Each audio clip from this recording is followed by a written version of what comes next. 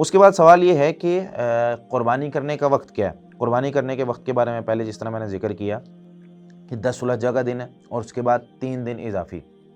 یعنی 10، 11، 12 اور 13 ذوالحجہ کی شام مغرب تک۔ کچھ لوگ 3 دن کہتے ہیں، یعنی ٹوٹل 3 دن، لیکن صحیح بات یہ ہے کہ قربانی 4 دن تک کی جا سکتی ہے۔ اس کا یہ مطلب نہیں کہ چوتھے دن ہی کرنی ہے ہم نے، وہ آپشنل ہے، یعنی کوشش یہ کریں کہ پہلے دن ہی کریں اور عید کی نماز پڑھنے کے بعد فوراً کریں، کہ رسول اللہ صلی اللہ علیہ وسلم کا یہی طریقہ تھا۔ لیکن آپ صلی اللہ علیہ وسلم نے اگلے دن آپشن دیے ہیں کہ پہلے دن کوئی مسئلہ ہو سکتا ہے، کوئی گھر میں بیمار ہو سکتا ہے یا کوئی اور کام ہو سکتا ہے، تو بندہ نہیں کر پایا تو دوسرے تیسرے دن کر لے، چوتھے دن مغرب سے پہلے کر لے، رات کو بھی کی جا سکتی ہے، اس میں کوئی مسئلہ نہیں ہے۔ تو اس میں جو حدیث آتی ہے، مسند احمد میں روایت موجود ہے 22,475 نمبر پر، جس میں سیدنا ابو ہریرہ رضی اللہ تعالیٰ عنہ فرماتے ہیں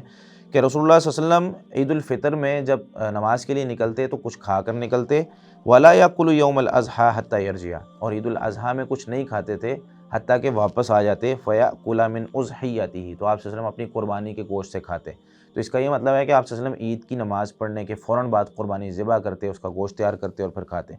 اور ایک حدیث آتی ہے جسے شیخ البانی رحمہ اللہ نے سلسلہ صحیحہ میں 2476 نمبر پر صحیح کہا ہے، وَكُلُّ أَيَّامِ التَّشْرِيقِ ذِبْحٌ، کہ ایام تشریق جتنے بھی ہیں 11، 12، 13